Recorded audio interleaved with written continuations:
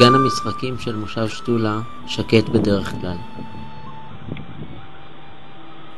וזה ארגז החול בגן הילדים שכבר 10 שנים לא פועל.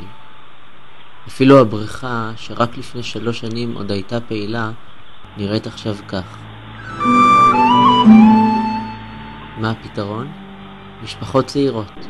יש עכשיו הרחבה של כמה בתים, של 50 בתים בעצם. 25 עם נשק ו-25 להרחבה בנווה צחר.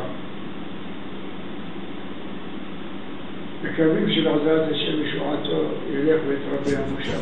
הנה עכשיו קיבלנו 5 משפחות חדשות ברוכי השם.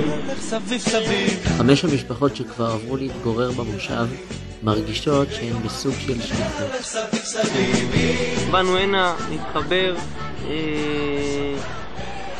לנוף האנושי המדהים שיש פה, ולהתחבר לאנשים שהם לא בדיוק כמונו, חושבים קצת אחרת, לנות ביחד איתם חיים חדשים, בריאים, חברה בריאה וחמה ושמחה. באנו לראות את ההרחבה, להתאים את המפה על השטח ולבחור איפה למקם את הבית. מושב שתולה הוקם בסוף שנות ה-60, בימים שבהם עדיין חשבו שבמקום שבו תעבור המחרשה יעבור גם קו הגבול.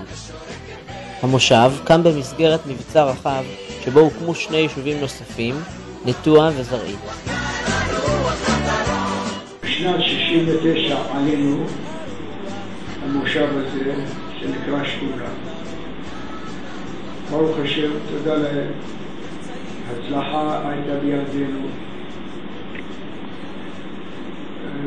השארנו את המושב כמו שצריך. אך הקרבה לגבול והמרחק ממרכז הארץ הביאו צעירים רבים לעזוב את המושב. המושב הזה הוא משווה לכוח חדש.